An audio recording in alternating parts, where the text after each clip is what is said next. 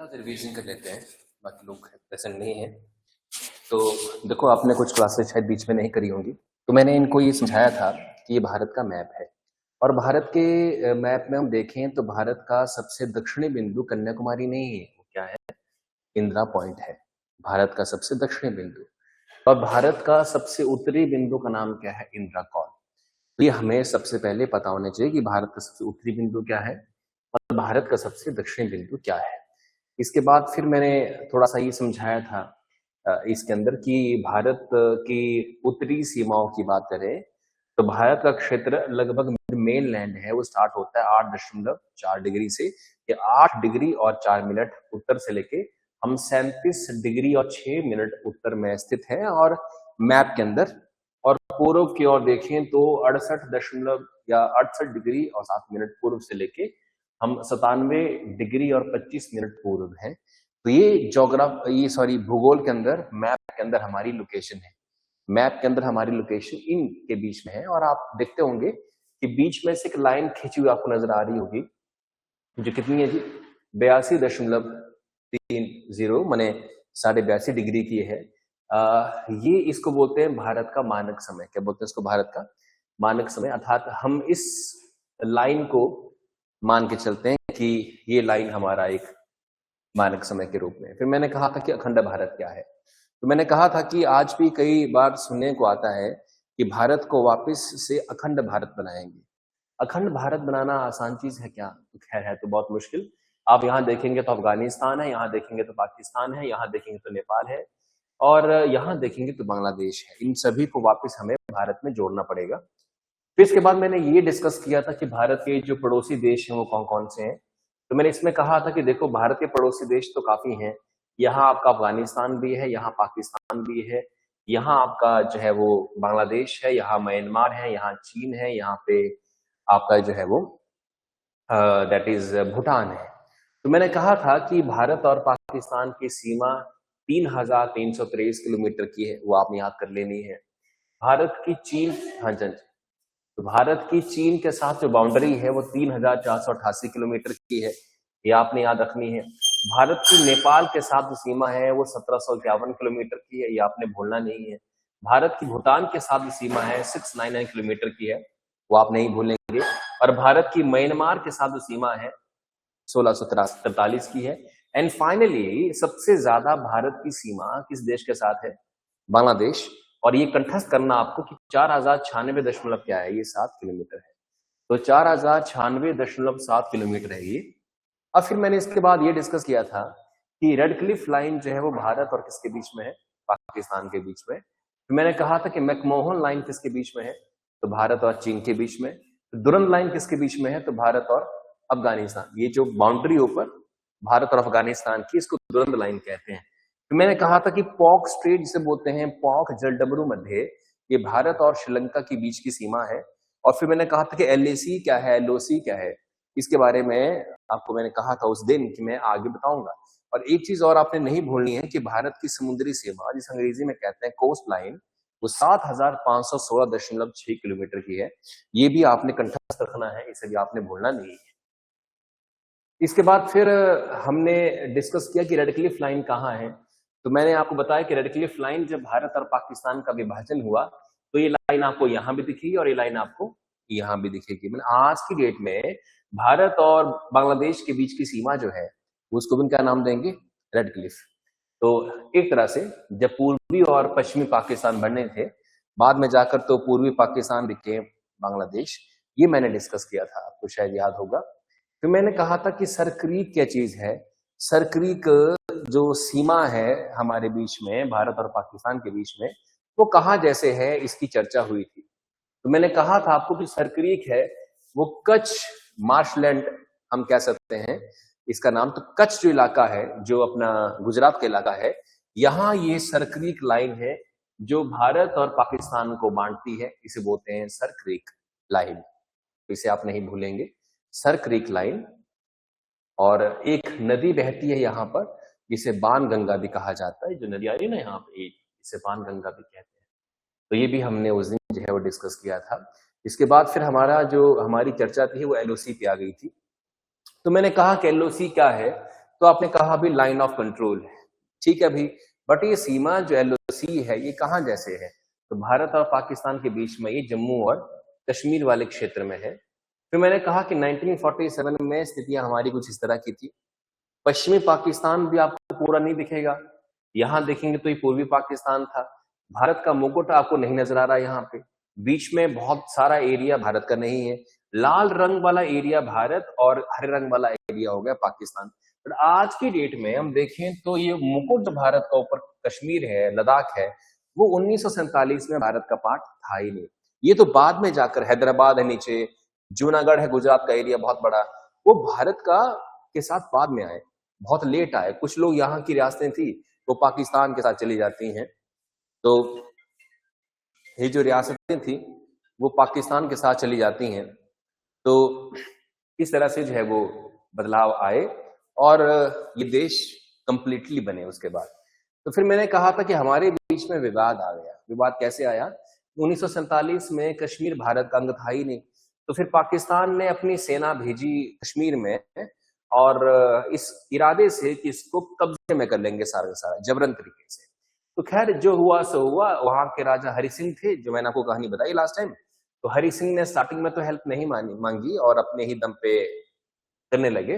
जब उनको लगा कि नहीं अब पानी सर के ऊपर जा चुका है, तो उन्होंने सरकार जो भारत की थी उससे सहायता मांगी। तो भारत सरकार ने कहा कि तुम कश्मीर को भारत में मिला दीजिए, तो फिर हम जो है वो रिटेलिएट करेंगे। तो इसके बाद फिर जब किया तो देरी हो चुकी थी और कश्मीर का लगभग इतना सारा हिस्सा जो है वो पाकिस्तान लेके जा चुका था। तो ये हरि सिंह है, हरि सिंह का फैसला था कि मैं कश्मीर को इंडिपेंडेंट रखूंगा, ना पाकिस्तान के साथ ना भारत के साथ। तो अल्टीमेटली में ऑपरेशन गुलमर्ग क्या था, ऑपरेशन जिब्राल्टर क्या था, ये हमने सारी चीजें डिस्कस की थी। लगभग सब रिवीजन करा रहा हूं मैं, क्योंकि अगर आप एब्सेंट थे तो थोड़ा सा आपको जानकारी मिल जाए, क्योंकि फिर हमने इसके ऊपर एमसीक्यूज को डिस्कस करना है। एमसीक्यूज हम डिस्कस करेंगे भाई, ठीक है जी। और लाइन ऑफ कंट्रोल की हम बात करें, लाइन ऑफ कंट्रोल स्टार्ट होती है संगम से और ये पॉइंट NJ 9842 तक जाती है। ये यहाँ जो सियाचिन के बगल में पॉइंट है इसको बोलते हैं पॉइंट 9842 और यहाँ जो अपना है उसको संगम कहते हैं। यहां से स्टार्ट होती है और ये LOC है। LOC जम्मू और कश्मीर के अंदर है। इसके परे पाकिस्तान ने कश्मीर के ऊपर कब्जा कर रखा है इलीगल तरीके से, और ये एक बात है। तो आइए हम इसको डिस्कस करते हैं।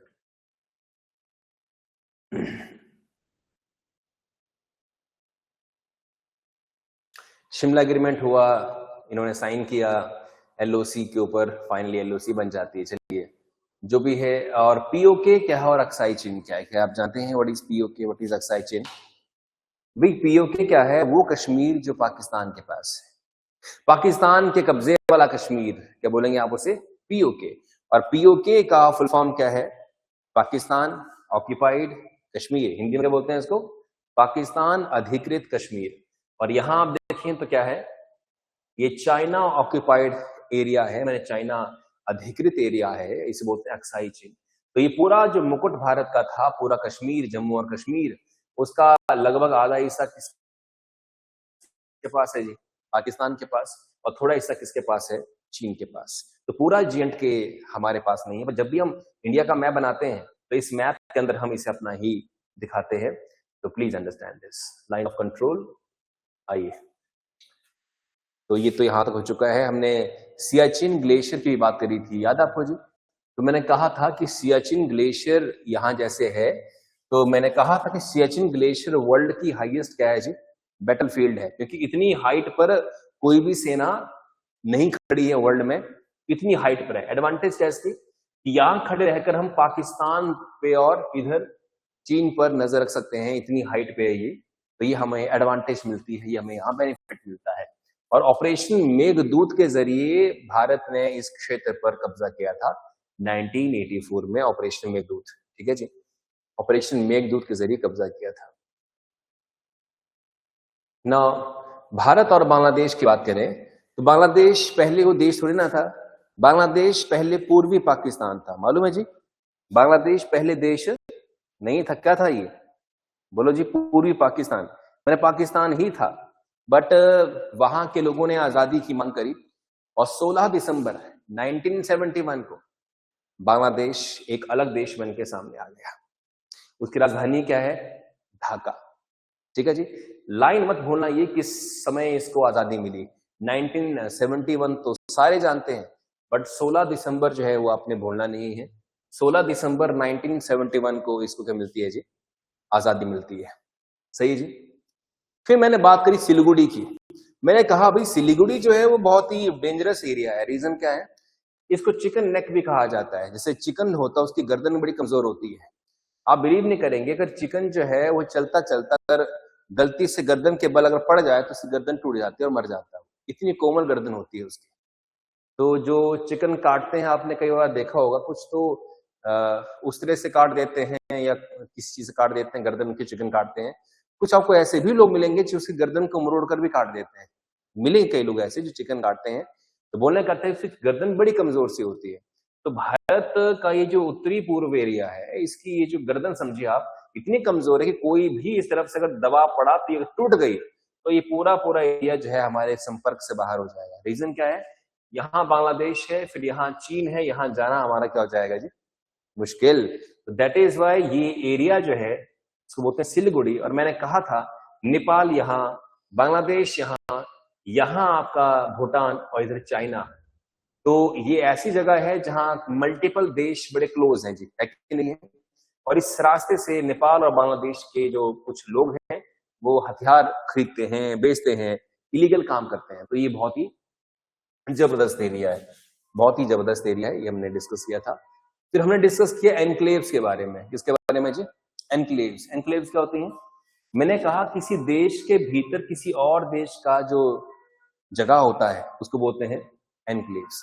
Territory of a country with in the other country is called enclaves. जैसे मैंने कहा था उस दिन कि मान लो आपका घर है जिसमें आपके 10 कमरे हैं, तो उस 10 कमरों में एक कमरा मान लो किसका है? आपके पड़ोसी का है। तो वो पड़ोसी जो है आपको कभी ये फील होने नहीं देगा कि वो कंप्लीट घर आपका है। वो आता जाता रहेगा और कोशिश करेगा कि किसी भी समय वो आए जाए ताकि आप क्या हो इसे डिस्टर्ब हो।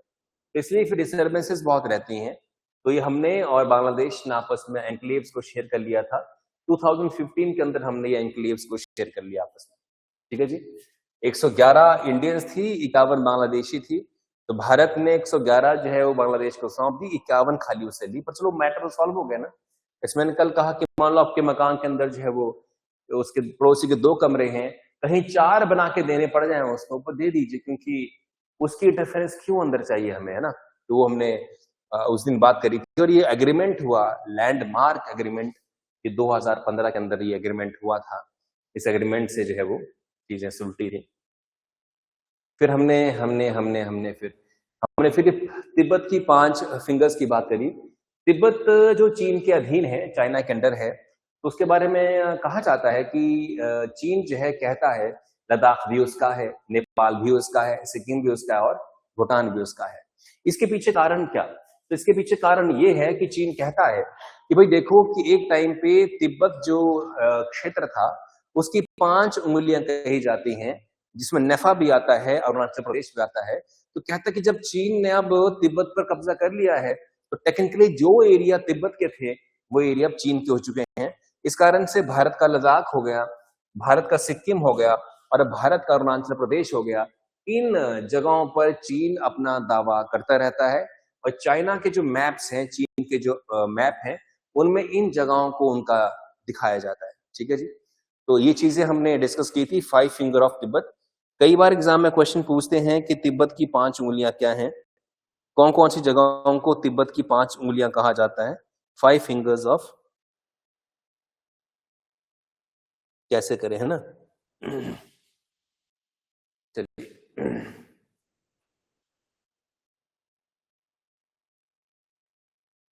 इसके बाद एलएसी को हमने डिस्कस किया। तो हमने क्या कि LAC line of actual control क्या है।